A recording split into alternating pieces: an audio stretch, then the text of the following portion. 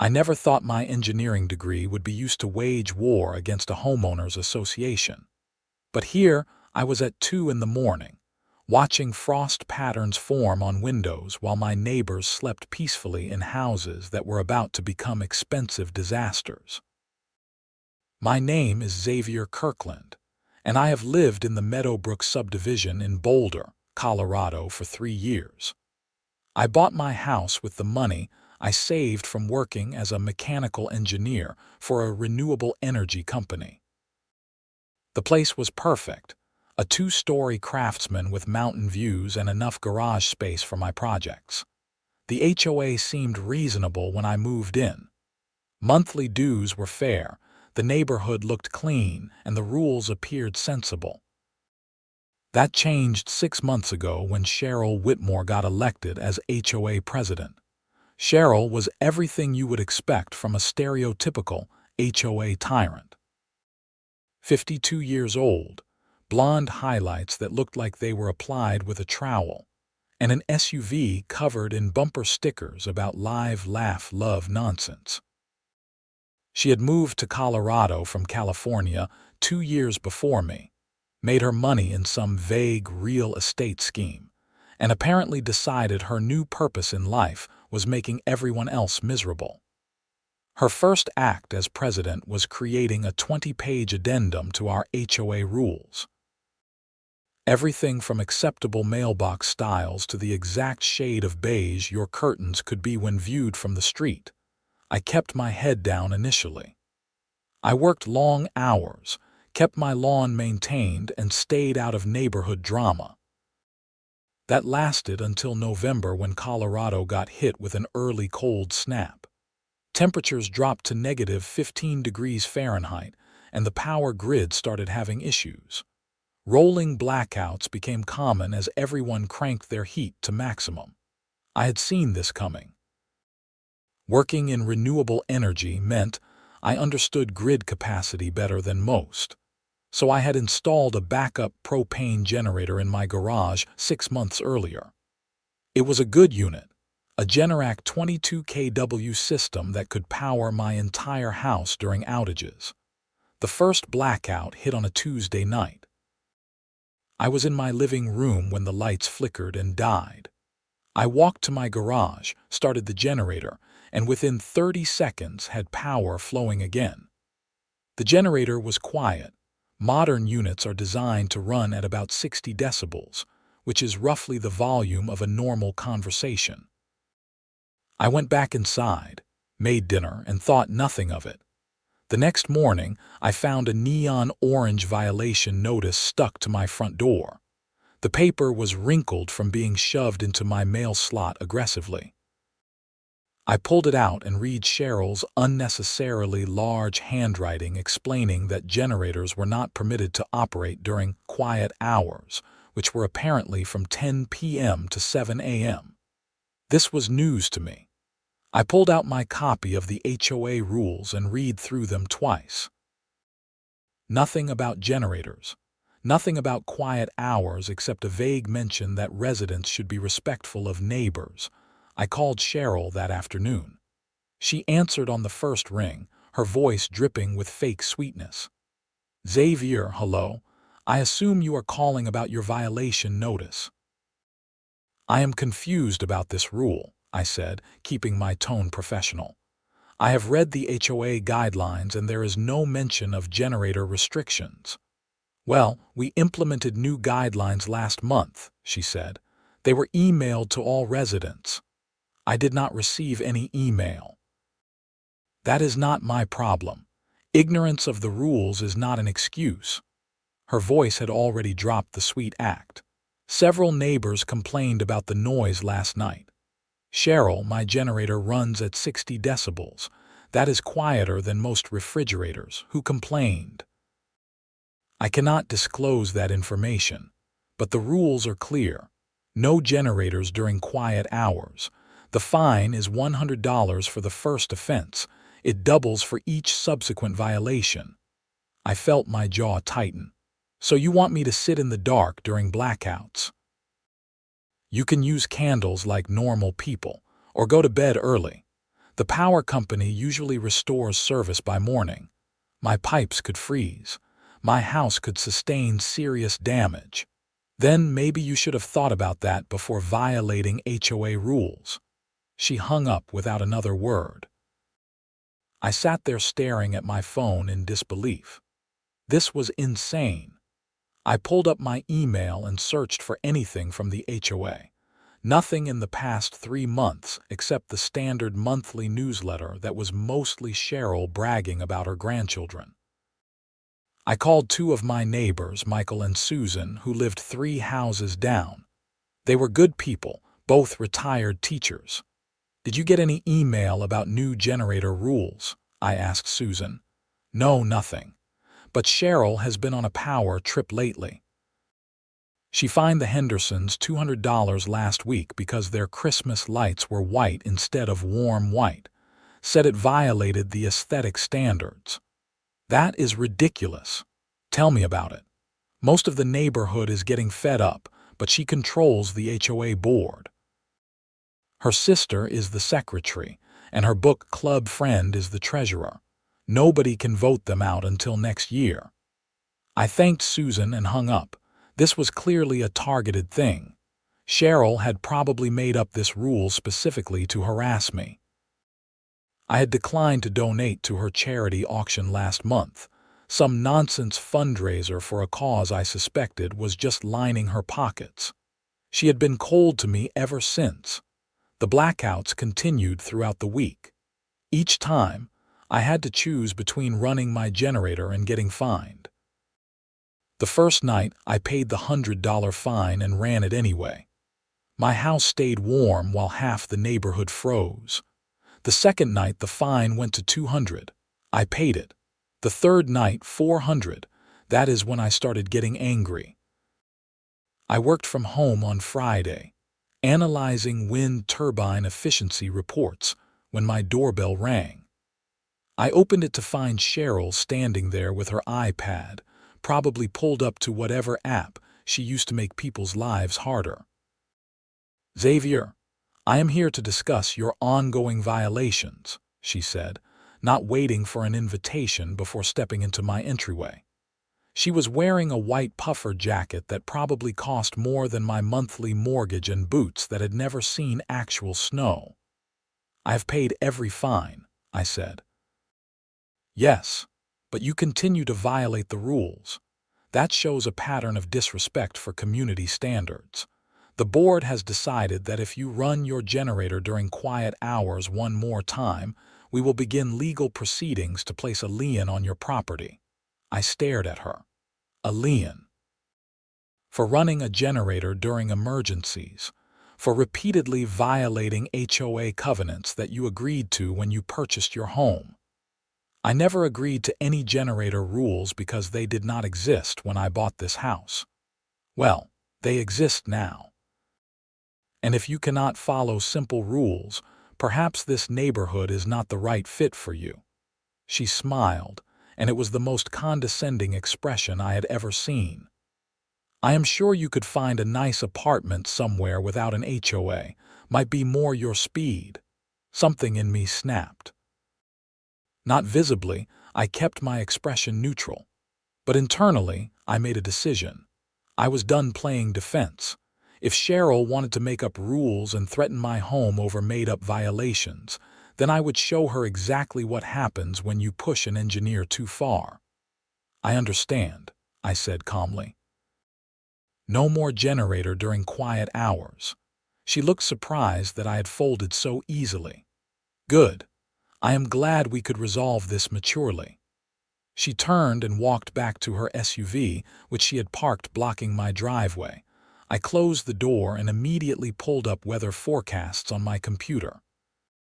A major cold front was moving in from Canada, expected to hit Colorado in 3 days. Temperatures would drop to -20 degrees, with wind chills reaching -40. The power company had already issued warnings about potential blackouts due to increased demand. Here is what most people do not understand about extreme cold. It is not just uncomfortable, it is destructive. Water freezes at 32 degrees Fahrenheit, but the real damage happens when temperatures drop below 20 degrees for extended periods. That is when pipes begin to freeze, and frozen pipes lead to burst pipes. A single burst pipe can cause tens of thousands of dollars in damage. Insurance companies hate these claims because they are often catastrophic. I spent Saturday researching the houses in my subdivision. Property records are public in Colorado, and I pulled up information on every home on my street. Cheryl lived 4 houses down from me in a large colonial-style house. According to county records, it was built in 1998, which meant it likely had copper pipes, the kind most susceptible to freezing. Her house was also 2 stories with an unfinished basement, based on the property description. Basements in Colorado are common, but they create vulnerabilities. Pipes running through unheated basement spaces are the first to freeze during power outages. I mapped the entire neighborhood's electrical grid. This sounds complicated, but it is actually straightforward if you know what to look for. Power lines run in predictable patterns, and substations serve specific zones. My house was on a different section of the grid than Cheryl's. Her section had been experiencing more frequent outages because it served the older part of the subdivision where the infrastructure needed upgrades. Sunday, I drove to Home Depot and bought supplies. Not for my house, mine was already prepared. I purchased pipe insulation, heat tape, and a second generator, a smaller portable unit. The cashier, a kid who looked about 19, rang up my items without comment. I also stopped at the grocery store and bought enough food for 2 weeks. If this went the way I expected, I would not be leaving my house much. Monday morning, the temperature started dropping. I worked from home, watching weather updates between meetings. The National Weather Service issued a blizzard warning for the Front Range. Heavy snow, high winds, and dangerous cold were all forecast to begin Monday evening and continue through Wednesday. The power company sent emails warning customers to prepare for potential extended outages. At 6 p.m., I got a mass text from the HOA. It was Cheryl, of course, reminding everyone about the generator quiet hour rules and noting that compliance is mandatory even during weather events. She added that anyone caught violating the rules would face immediate and severe consequences. I saved the text message. Documentation would be important later. The snow started at 8 p.m. Big, heavy flakes that quickly accumulated. By 9 p.m. we had 4 inches on the ground. The wind picked up, creating whiteout conditions. I sat in my living room watching the lights flicker. My generator was fueled and ready, but I would not be using it. Not tonight. The power went out at 9:45 p.m. My house went dark and silent. I turned on a battery-powered lantern and pulled on my winter coat. The temperature inside my house would start dropping immediately, but I had prepared for this. I was wearing layers, thermal underwear, a fleece, and my heavy winter jacket. I had sleeping bags rated for negative temperatures. I would be uncomfortable, but I would be fine. My house was prepared in ways Cheryl's was not. Earlier that week, I had wrapped all my pipes in heat tape, added extra insulation, and drained my outdoor faucets. I had opened cabinet doors under sinks to allow warm air circulation, and set my thermostat to 55 degrees before the power died, which meant my pipes had residual warmth. Most importantly, I had turned off my main water line and drained my system partially. This is not something most homeowners know to do, but it prevents catastrophic damage. Even if my pipes froze, they would not burst because there was no pressure in the lines. I walked to my front window and looked out at the neighborhood. Every house was dark. The streetlights were out. The only illumination came from the snow reflecting ambient light from Boulder's light pollution on the horizon. I checked my watch. 10 p.m. Quiet hours had officially begun. I listened carefully. Silence. None of my neighbors were running generators. They were all following Cheryl's stupid rule, sitting in the dark as their houses grew colder and colder. I thought about starting my generator anyway, keeping my house warm while everyone else froze. But that would defeat the purpose. I needed Cheryl to suffer the consequences of her own rules. The temperature inside my house dropped steadily. By 11 p.m. it was 50 degrees. By midnight, 45. I sat at my kitchen table wearing a headlamp, reading a book on my phone to pass the time.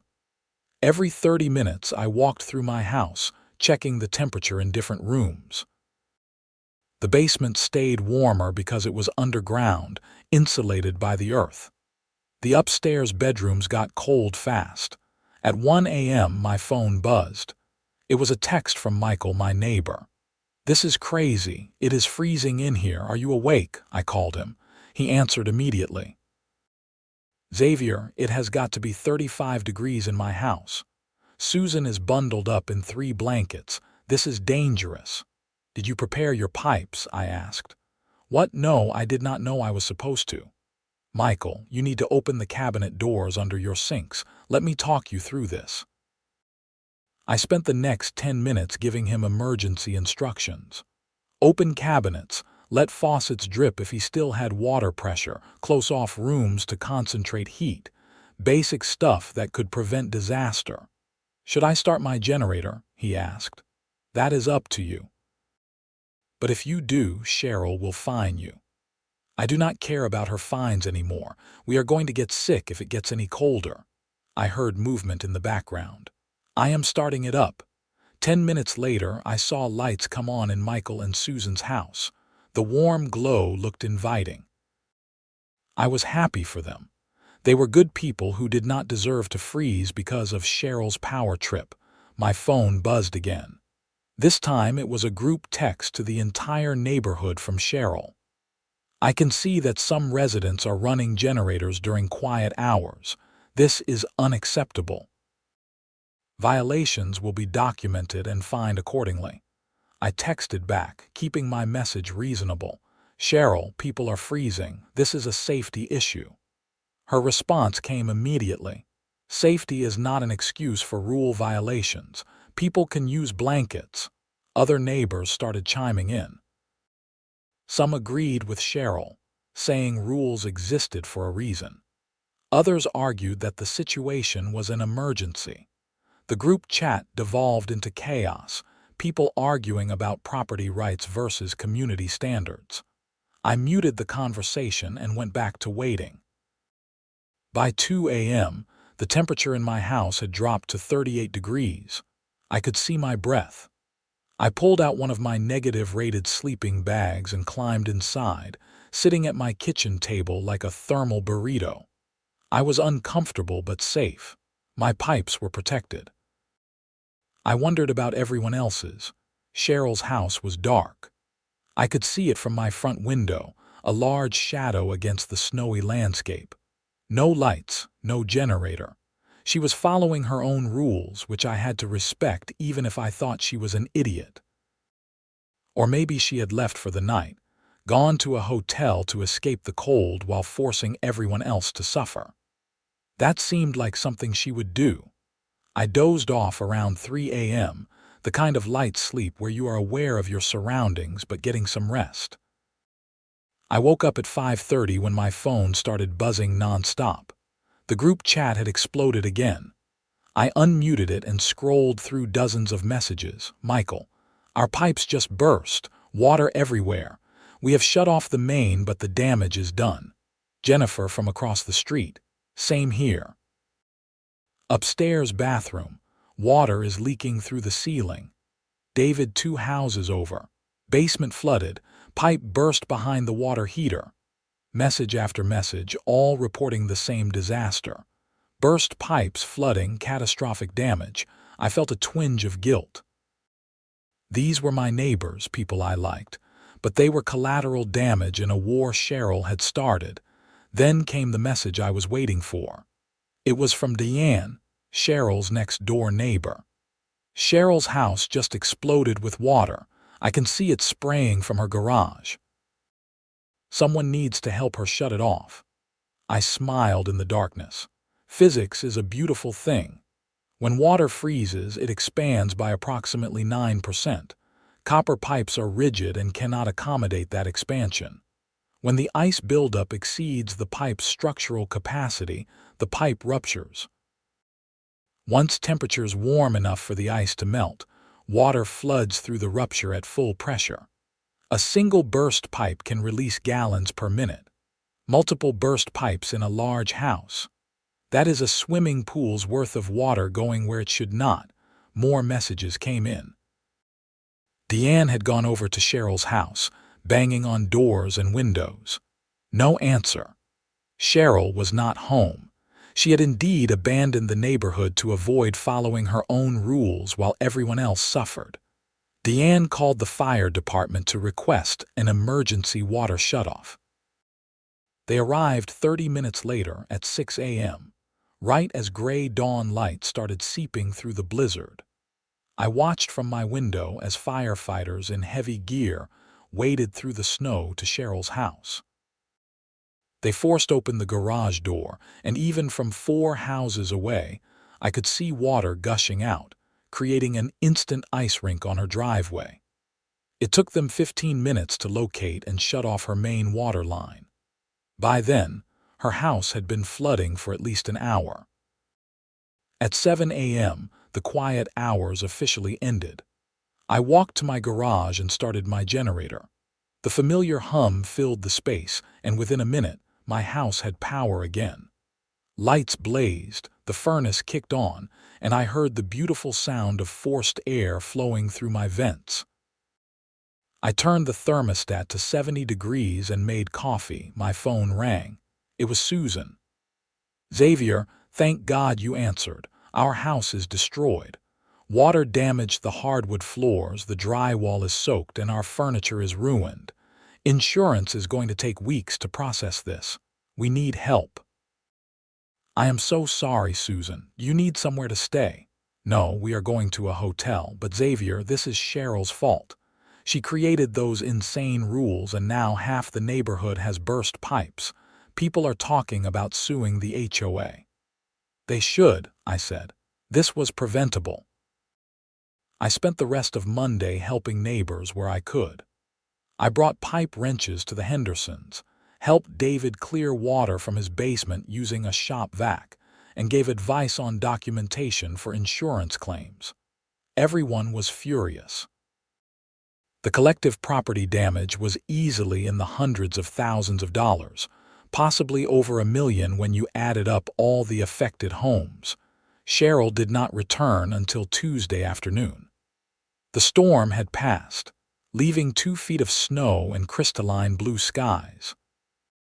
I was outside clearing my driveway when her SUV pulled up to her house. She got out wearing designer winter gear, looking like she was about to go skiing in Aspen. She walked to her front door, unlocked it, and I heard her scream from 4 houses away. I leaned on my shovel and watched. Part of me wanted to feel bad, but mostly I felt satisfied. This was justice. She had created arbitrary rules to punish people, and now she was facing the consequences of her own tyranny. Cheryl came storming out of her house 10 minutes later, phone pressed to her ear. She was yelling at someone, probably her insurance company. She noticed me watching and marched over, snow crunching under her expensive boots. "This is your fault," she screamed before she even reached my property line. "You are an engineer. You knew this would happen. You should have warned people." I kept my voice calm. "I followed your rules, Cheryl. No generator during quiet hours. People's homes are destroyed." "Yes, I noticed. Maybe if you had not threatened everyone with fines and liens for running generators during an emergency, this could have been prevented." Her face turned red. "You could have said something. You could have helped. I did help. I told you it was a safety issue. You said safety was not an excuse for rule violations. You said people could use blankets. I repeated her own words back to her, and I watched her expression shift from anger to realization. You did this on purpose, she said quietly. You wanted this to happen. I followed your rules. Every single one. I did not run my generator during quiet hours. I stayed quiet and respectful of my neighbors, exactly what you demanded. My house has $50,000 in damage. That is unfortunate. Maybe you should have winterized your pipes. Or run a generator to keep your house warm during the blackout. But that would have violated your own rules, would it not? She opened her mouth to respond, then closed it. She knew I was right. She had created this situation, and now she was drowning in it literally and figuratively. She turned and stomped back to her house without another word. The next HOA board meeting was scheduled for the following Monday. It was usually sparsely attended, maybe 5 or 6 homeowners who had nothing better to do. This time, 40 people showed up. Every chair in the community clubhouse was filled, with people standing along the walls. The energy in the room was hostile. Cheryl sat at the front table with her sister Margaret and her friend Donna, the other 2 board members. All 3 looked nervous. Cheryl had a stack of papers in front of her, probably documentation to defend herself. It would not be enough. Michael stood up first. I am calling for an emergency vote to remove the current board and dissolve the new generator restrictions. That is not how this works, Cheryl said, her voice shaky. We have procedures. Your procedures nearly destroyed this neighborhood, Susan interjected. My house has $40,000 in damage because you threatened us with fines for staying warm. The rules were clear, Cheryl started, but David cut her off. You sent that email announcing the generator rules, but half of us never received it. That is not proper notification. And even if it was, the rules themselves are insane. You cannot ban safety equipment during emergencies. Jennifer stood up next, holding her phone. I spoke with a real estate attorney this morning. She said the HOA overstepped its authority. Covenants can regulate aesthetics and noise, but they cannot create rules that endanger homeowners' safety. We have grounds to sue for damages. The room erupted in agreement. People were shouting, demanding refunds of their dues, threatening lawsuits, calling for criminal charges. Cheryl looked like she was about to cry. Margaret and Donna were silent, both staring at the table. I had been sitting in the back, watching the chaos unfold. I raised my hand. Cheryl noticed and pointed at me with visible hostility. Xavier, I am sure you have something to say. I stood up. I do. I want everyone here to understand what happened. Cheryl implemented rules without proper notification or board approval. She threatened homeowners with fines and liens for using emergency equipment during a crisis.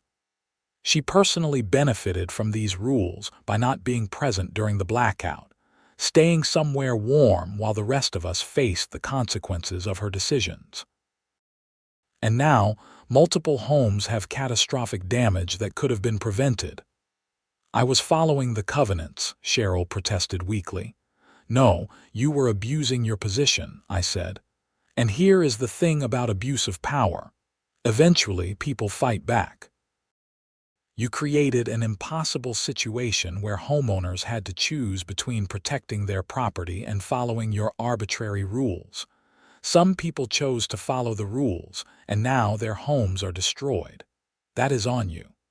The room was silent for a moment, then erupted again. People were yelling over each other, demanding Cheryl's resignation. Someone made a motion to hold an immediate vote. By HOA bylaws, we needed a quorum of homeowners to vote on board changes. We had more than enough people present. The vote was overwhelmingly in favor of removing Cheryl, Margaret, and Donna from the board. All 3 were out, effective immediately. A temporary board was elected on the spot, Michael, Susan, and a retired lawyer named Frank who lived on Maple Street. Their first act was to suspend all new rules implemented in the past year pending review. Their second act was to authorize homeowners to use generators without restriction during emergencies. Cheryl tried to argue that the vote was invalid, but Frank shut her down immediately. "I have reviewed the bylaws. This vote is completely legitimate. You are no longer on the board. Please leave." She gathered her papers with shaking hands and walked out, followed by Margaret and Donna. The door slammed behind them, and the room burst into applause. Over the next few weeks, the full extent of the damage became clear. 23 homes in the subdivision had experienced burst pipes. Total damages exceeded $1.2 million. Insurance companies were processing claims, but several homeowners faced deductibles they could not afford. Some were displaced for months while repairs were completed. A group of affected homeowners filed a lawsuit against Cheryl personally, arguing that her negligent implementation of HOA rules directly caused their damages. I was asked to provide a statement as an engineering expert. I explained in detail how extreme cold affects plumbing systems, why generators are essential safety equipment during winter power outages, and how Cheryl's rules created a foreseeable risk of catastrophic property damage. The lawsuit moved forward quickly. Cheryl hired an attorney who tried to argue that homeowners should have winterized their pipes regardless of generator access. But the attorney I spoke with, a sharp woman named Patricia, dismantled that argument. "Not everyone has engineering knowledge," she told the court. "Normal homeowners rely on standard heating systems to prevent pipe freezing. When the HOA president threatens them with financial penalties for running backup heating during emergencies, she creates an environment where people make dangerous choices." Cheryl tried to countersue, claiming I had maliciously allowed the disaster to happen despite having the knowledge to prevent it. Her lawyer argued I had a duty to warn neighbors about the risks. Patricia laughed when she heard about this. "He did warn people. He told the HOA president it was a safety issue. She ignored him and enforced the rules anyway. He has no legal obligation to violate HOA covenants to protect others from the HOA's own negligence." The case dragged on for 3 months. During that time, more details emerged about Cheryl's tenure as HOA president. An audit of the HOA finances revealed discrepancies. Cheryl had been using HOA funds for personal expenses, disguising them as community improvement costs. That charity auction I had refused to support. It turned out most of the proceeds had gone into Cheryl's pocket, not to any actual charity. The total amount of embezzlement was around $35,000 over 18 months. That is when things got serious. Financial fraud involving HOA funds is a crime in Colorado. The new board filed a police report, and detectives started investigating. They subpoenaed bank records, interviewed board members, and built a case. I was interviewed twice, both times explaining the timeline of events and providing copies of the violation notices Cheryl had given me. In May, 6 months after the frozen pipe disaster, Cheryl was arrested. The charges included embezzlement, fraud, and criminal negligence. Her arrest made the local news, a 52-year-old woman being led out of her home in handcuffs while reporters filmed. The headline read, "HOA President Arrested for Embezzlement After Frozen Pipe Scandal." I watched the news coverage from my living room, feeling a strange mix of satisfaction and sadness. Cheryl had brought this on herself, but it was still a dramatic fall. Her husband filed for divorce shortly after the arrest. Her adult children released statements saying they were shocked and disappointed. The house she had destroyed through her own negligence was eventually sold at a loss to cover legal fees and restitution payments. The civil lawsuit settled out of court. Cheryl's insurance covered some of the damages, and she was required to pay $200,000 personally. She would be making those payments for the rest of her life. The criminal case went to trial in August. I testified, explaining the engineering aspects of what had happened and providing context for how her rules had created the disaster. The jury deliberated for 2 days. They found her guilty on all charges. The judge sentenced her to 4 years in prison, with the possibility of parole after 2 years, plus 15 years of probation and full restitution to the HOA and affected homeowners. In his sentencing remarks, the judge said, "You were entrusted with a position of leadership in your community. Instead of serving your neighbors, you exploited them financially and created policies that directly resulted in catastrophic property damage. Your actions were not just negligent, they were criminal." I was not in the courtroom when the sentence was read, but Frank called me immediately to tell me the news. "Justice served," he said. "That woman will think twice before abusing power again." The neighborhood slowly returned to normal. The new board was competent and reasonable. They revised the HOA rules to remove the ridiculous additions Cheryl had made, returning to a common-sense approach to community management. Generator use was explicitly permitted during emergencies. Mailbox styles could vary as long as they were maintained. Christmas lights could be any color. The changes were welcomed by everyone. Michael and Susan's house took 4 months to repair fully. I helped them move back in, carrying boxes up their front steps on a warm September afternoon. Susan hugged me and said, "Thank you for standing up to her. If you had not, she would still be ruining lives." I thought about that comment for a long time. I had not set out to ruin Cheryl's life.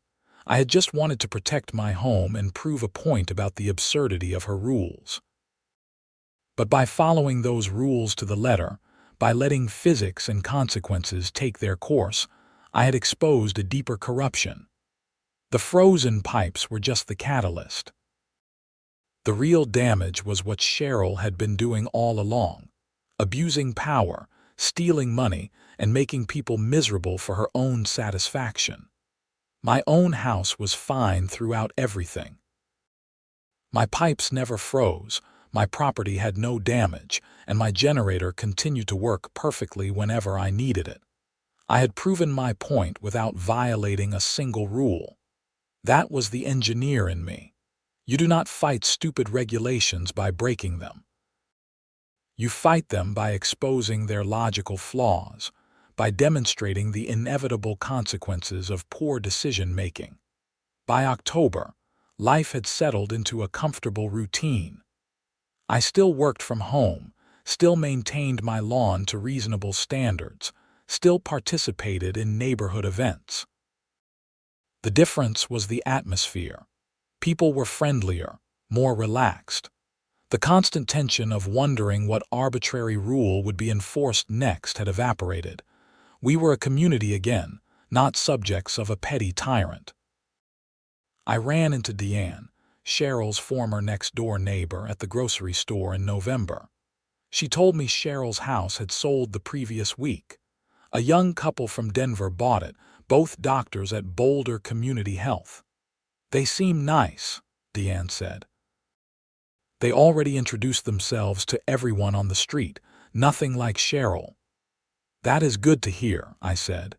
"You know, I always thought Cheryl was difficult, but I never imagined she was stealing from us. It makes me angry thinking about all those HOA dues we paid, thinking it was going to neighborhood improvements and she was just pocketing the money." "At least it is over now," I said, "and everyone knows to pay attention to HOA boards going forward." Deanne nodded. "That is for sure. Frank sends out detailed financial reports every month now. Complete transparency. That is how it should have been all along. Winter came around again, and with it, another cold snap in December. Temperatures dropped below zero and the power grid strained under demand. But this time, when the blackout started, generators hummed throughout the neighborhood without fear of fines or threats. My Generac kicked on automatically, keeping my house warm and safe. I could see lights glowing in windows up and down the street, everyone protecting their homes the way they should have been allowed to do from the beginning. I made hot chocolate and stood at my front window, watching snow fall under the streetlights. My phone buzzed with a group text from the neighborhood, but this one was different. People were checking on each other, making sure elderly neighbors had heat, offering to share generator power with anyone who needed it. This was what a community should be, people helping each other rather than tearing each other down over petty rules. Michael texted me directly. Generator running smoothly. Thank God we do not have to deal with Cheryl's nonsense anymore. Susan says you should come over for dinner this weekend. I accepted the invitation. That Saturday, I walked through snow-covered streets to their house, carrying a bottle of wine. Inside, their home was warm and beautifully repaired. You would never know it had been flooded 10 months earlier. We ate roast chicken and talked about everything except HOAs and frozen pipes. It felt good to have normal conversations again, to exist in the neighborhood without drama. As winter turned to spring, I got a call from Patricia, the attorney who had handled the lawsuit against Cheryl. I wanted to let you know the last of the restitution payments came through. All affected homeowners have been made whole financially. It is finally over. That is great news, I said. It is. And Xavier, I want to thank you. Your testimony was crucial. You explained things in a way the jury could understand. You made it clear this was not just about frozen pipes. It was about abuse of power and the consequences of negligence. I just told the truth. Sometimes that is all it takes. Anyway, I hope you never have to deal with anything like this again. You deserve a boring, peaceful HOA experience from here on out. I laughed. I will take boring over dramatic any day. The second spring in the aftermath brought new growth, both literal and metaphorical. Trees bloomed, lawns greened up, and the neighborhood felt renewed. The annual HOA meeting in April was well attended, but the tone was completely different from the chaos of the previous year. Frank presented a clear budget, Michael discussed upcoming community events, and Susan reported on volunteer initiatives. Everything was transparent, reasonable, and focused on actually improving the neighborhood rather than controlling it. I found myself appreciating my home more than ever. Not just the physical structure, but what it represented. I had stood my ground against unreasonable authority, used my knowledge and skills to expose corruption, and helped create positive change for my community. That meant something. One evening in May, I was working in my garage on a personal project, tinkering with a small wind turbine design when a car pulled up in my driveway. I did not recognize the vehicle, a silver sedan with rental plates. A man in his 30s got out, wearing business casual clothes and carrying a leather folder. "Xavier Kirkland," he asked. "That is me." He handed me a business card. "My name is Thomas Reid. I am a reporter with the Denver Post. I am writing a feature story about HOA abuses in Colorado, and your situation with Cheryl Whitmore is one of the case studies I am examining. Would you be willing to answer some questions?" I was hesitant. The whole ordeal was finally behind me, and I was not eager to rehash it for a newspaper article. But Thomas explained that the story was bigger than just my neighborhood. HOA abuses were a growing problem across Colorado and the entire country. Unqualified people getting elected to boards and creating havoc with their little fiefdoms. His article aimed to shine light on the issue and push for better regulations and oversight. "All right," I said. "What do you want to know?" We talked for over an hour. I walked him through the entire timeline, from the first violation notice to Cheryl's conviction and imprisonment. Thomas took detailed notes, asking smart questions about the engineering aspects, the legal proceedings, and the community impact. He was particularly interested in my decision to follow the rules rather than break them. "You could have just ignored her and run your generator anyway," he said. "A lot of people would have done that. And then I would have been in the wrong," I explained. "She would have used my violations to justify her position, maybe even pushed harder against other homeowners. By following her rules exactly, I forced the situation to its logical conclusion. The rules were bad, and following them exposed just how bad they were." Thomas nodded thoughtfully. "Malicious compliance. I prefer strategic compliance, but yes, essentially." The article ran 3 weeks later, a full-page spread in the Sunday edition with photos of my neighborhood and a timeline of events. Thomas had done excellent work, presenting the facts clearly without sensationalizing them. He interviewed several of my neighbors, the attorneys involved, and even the judge who sentenced Cheryl. The story concluded with a call for HOA reform legislation, including mandatory financial audits, term limits for board members, and clearer guidelines about what rules associations could and could not enforce. The article generated significant attention. I received calls from other homeowners in different states who had similar experiences with overreaching HOAs. Some asked for advice, others just wanted to share their stories.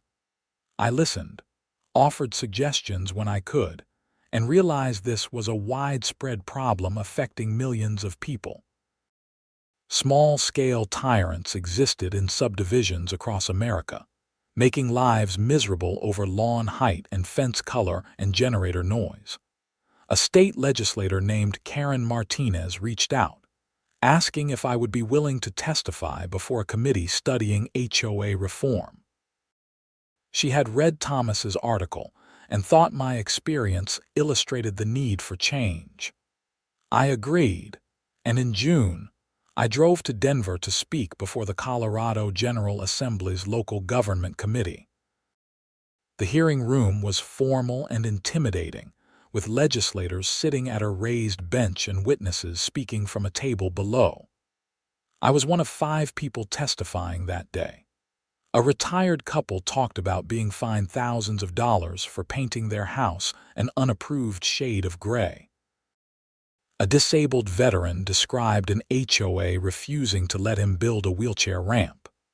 A single mother explained how her HOA foreclosed on her home over $300 in unpaid dues.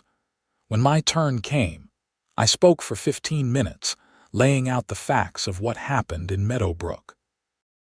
I emphasized how one person with unchecked authority had caused over $1 million in damage through negligent policymaking, and how the existing legal framework had no effective way to stop her until after the damage was done. Representative Martinez asked me questions about what reforms would have prevented the situation. I suggested mandatory training for HOA board members, regular independent audits of finances, and a state-level ombudsman office where homeowners could report abuses without having to file expensive lawsuits. The committee listened respectfully and thanked me for my testimony. I did not know if anything would come of it. Government moves slowly and special interests often block reforms. But I had done my part, spoken truth to power in a different context, and planted seeds for potential change. Summer arrived, bringing warm weather and long days. I took vacation time from work and hiked in the Rocky Mountains, climbed 14ers, and camped under star-filled skies. The distance from civilization gave me perspective. The HOA drama that had consumed so much of my energy was ultimately a small thing in the grand scheme of life. Mountains had been here for millions of years and would remain long after all of us were gone. Our petty human conflicts mattered only as much as we let them matter. But I also recognized that those conflicts had real consequences for real people. Michael and Susan's flooded house was not a philosophical abstraction. It was their life savings, their sense of security, and their peace of mind. Fighting against abuses like Cheryl's was not about ego or revenge. It was about protecting people from those who would harm them through carelessness or cruelty. When I returned from vacation, I found a letter in my mailbox from the Colorado Department of Regulatory Agencies. The HOA Reform Committee had drafted proposed legislation based on the testimony from our hearing. The bill included several of my suggestions: mandatory financial audits, training requirements for board members, and an ombudsman office. It would be introduced in the next legislative session and had bipartisan support. I felt a surge of satisfaction reading that letter. Real change was possible. It required courage to stand up against bullies, patience to work through systems, and persistence to see things through to the end. I had done all of that, not because I wanted to be a hero, but because someone had to. Frank called me that evening to tell me the HOA had received a grant from the county to improve neighborhood infrastructure. New streetlights, repaved roads, and upgraded drainage systems were all funded. "This is what HOA dues should pay for," Frank said. "Real improvements that benefit everyone, not padding the bank accounts of corrupt board members." "Agreed," I said. "And you have done a great job managing things. The neighborhood is better now than it has been in years." "We could not have gotten here without what you did," Frank said. "Standing up to Cheryl, exposing her crimes, testifying in court and in front of legislators. You made a difference." After we hung up, I sat on my back deck, watching the sun set behind the mountains. My generator sat quietly in the garage, ready for the next emergency but unused during the peaceful summer evening. I thought about everything that had happened: the violation notices, the frozen pipes, the lawsuit, the criminal trial, and the reforms that came out of it all. Had I done the right thing? I believed so. Would I do it again if faced with the same situation? Absolutely. Sometimes the only way to defeat unreasonable authority is to follow its rules so perfectly that the inherent flaws destroy it from within.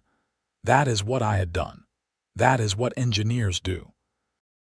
We see systems, identify weaknesses, and exploit them not for personal gain, but to reveal truth.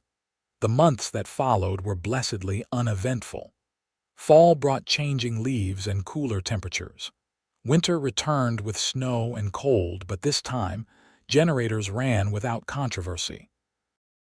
The power grid held up better than the previous year, but when blackouts did occur, everyone was prepared. No frozen pipes, no flooding, no disasters. Just neighbors helping neighbors through inconveniences, the way communities are supposed to function. I received a letter in December from Patricia, the attorney. It was a holiday card with a handwritten note. "Thank you again for your help with the Whitmore case. Because of homeowners like you who are willing to stand up and fight, we are making progress against HOA abuses. Keep being an advocate. The world needs more people like you." I put the card on my refrigerator next to photos of friends and family. It was a small gesture, but it reminded me that individual actions matter. One person standing firm against injustice can create ripples that spread far beyond their immediate situation. By the time the second anniversary of the frozen pipe incident arrived, it felt like ancient history. New families had moved into the neighborhood, including the couple who bought Cheryl's old house. They were friendly and involved in community activities. Nobody talked about Cheryl anymore. Her name had become synonymous with cautionary tales, a warning about what happens when you give small-minded people big authority.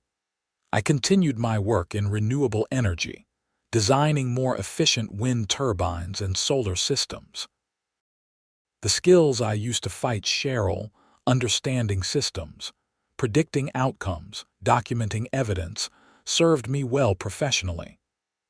My career advanced, and I was promoted to senior engineer, leading projects that would provide clean energy to thousands of homes across Colorado. One afternoon in March, I was working from home when my doorbell rang. I opened it to find a young woman in her 20s, holding a clipboard and wearing a nervous smile. "Hi, I am Amanda," she said. "I just moved in down the street and I am running for the HOA board. Would you be willing to sign a petition supporting my candidacy?" I looked at her clipboard. She had listed her qualifications: a degree in business administration, experience managing community organizations, and a platform focused on transparency and resident engagement. "Why do you want to be on the HOA board?" I asked. She seemed surprised by the question but answered thoughtfully. "I think homeowners associations can be really positive when they are run well. They can organize neighborhood events, maintain common areas, and build community. But I have seen how they can go wrong too. I want to make sure ours stays on the right track." I liked her answer. She understood both the potential and the pitfalls. I signed her petition and wished her luck in the election.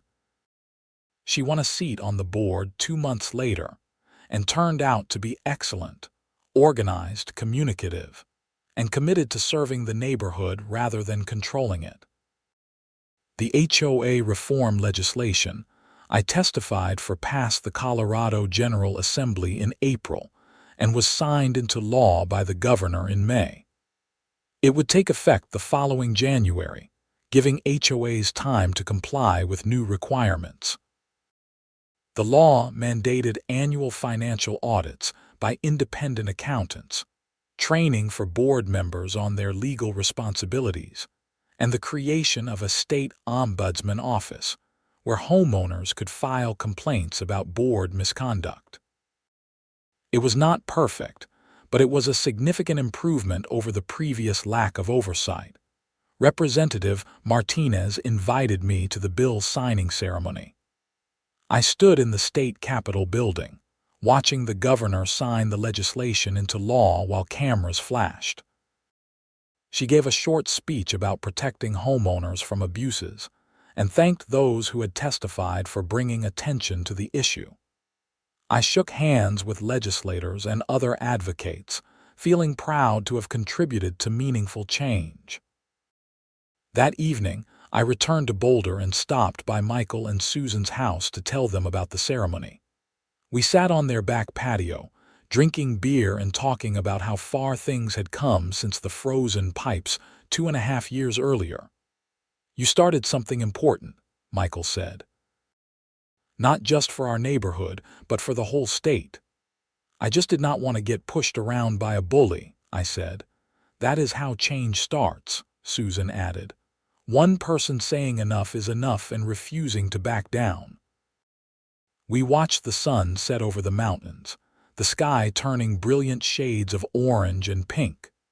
I thought about Cheryl, serving her prison sentence and paying restitution that would follow her for decades.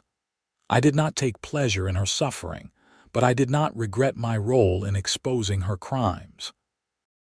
She had made choices, bad ones, and now she was facing consequences.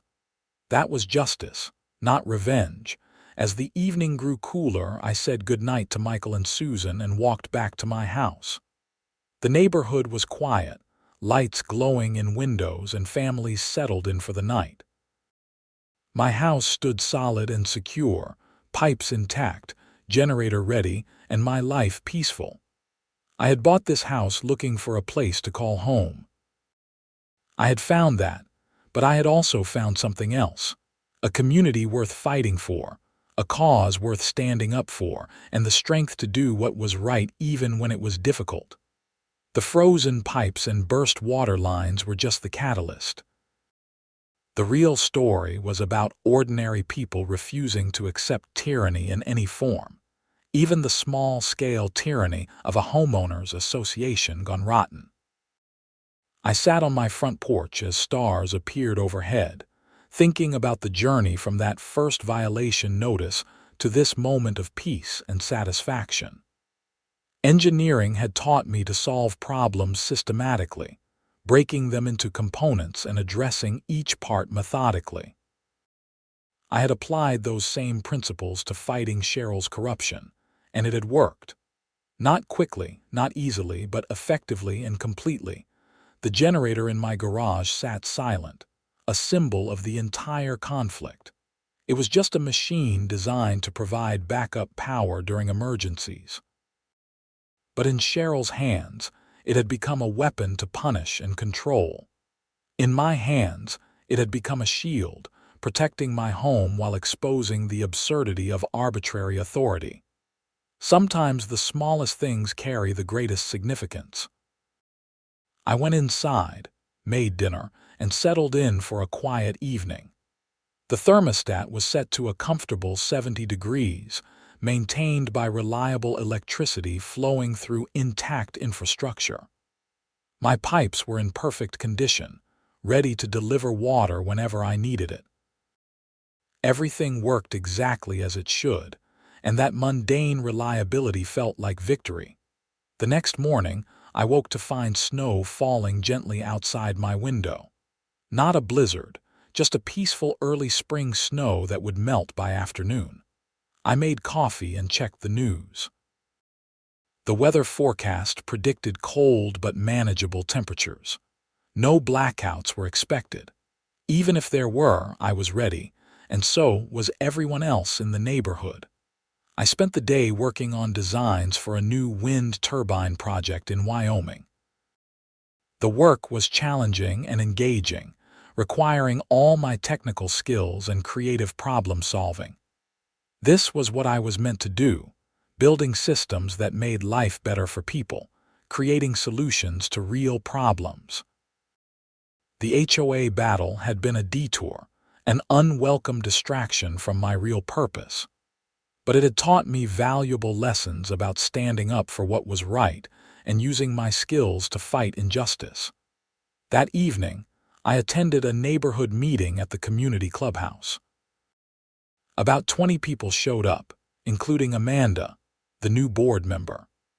We discussed plans for a summer block party, improvements to the playground, and a proposal to install electric vehicle charging stations in the common parking area.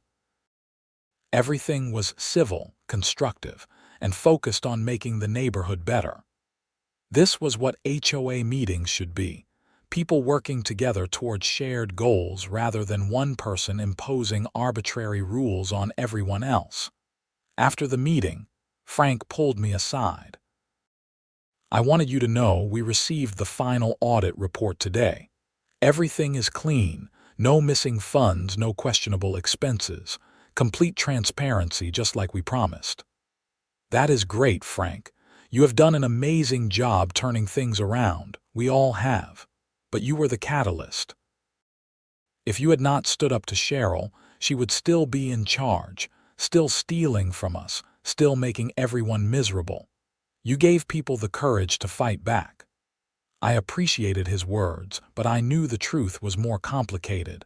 I had not set out to be a hero or a catalyst. I had just wanted to protect my house and prove a point. Everything else that followed was consequences and momentum, people who were tired of being abused finally finding an opportunity to push back. I was part of that movement, but I was not the whole story. Walking home through the snowy evening, I reflected on how much had changed and how much had stayed the same. My house was still the same structure I had purchased 4 years earlier. The mountains still rose majestically in the distance. The stars still shone overhead when the clouds cleared. But the community around me had transformed. Trust had been broken and rebuilt. Corruption had been exposed and eliminated. Rules had been reformed to serve people rather than control them. I thought about Cheryl occasionally, usually with a mix of pity and satisfaction. She had fallen from her position of power and faced consequences more severe than she probably imagined possible. But she had earned every bit of it through her choices, threatening people, stealing money, and prioritizing control over common sense. The frozen pipes were just the moment when physics and karma aligned to deliver justice. As spring turned to summer, and the third year after the incident began, life continued its peaceful rhythm. I worked, maintained my house, spent time with friends and neighbors, and contributed to the community in small ways. The generator sat ready in my garage, used occasionally during maintenance tests, but rarely needed for actual emergencies. It had gone from being a symbol of conflict to just another tool, serving its intended purpose without controversy. The neighborhood thrived under competent leadership. Common areas were well maintained, finances were transparent, and rules were reasonable and fairly applied. New families moved in and felt welcomed. Old tensions faded into memory. We became what we should have been all along, a genuine community where people looked out for each other rather than looking for violations to punish. I never forgot the lessons from that winter of frozen pipes and burst water lines. Power corrupts when left unchecked. Small tyrannies can cause enormous damage. Sometimes the only way to win is to follow the rules so perfectly that they break under their own weight. And most importantly, individual courage matters. One person standing up against injustice can inspire others to do the same, creating movements that lead to real and lasting change.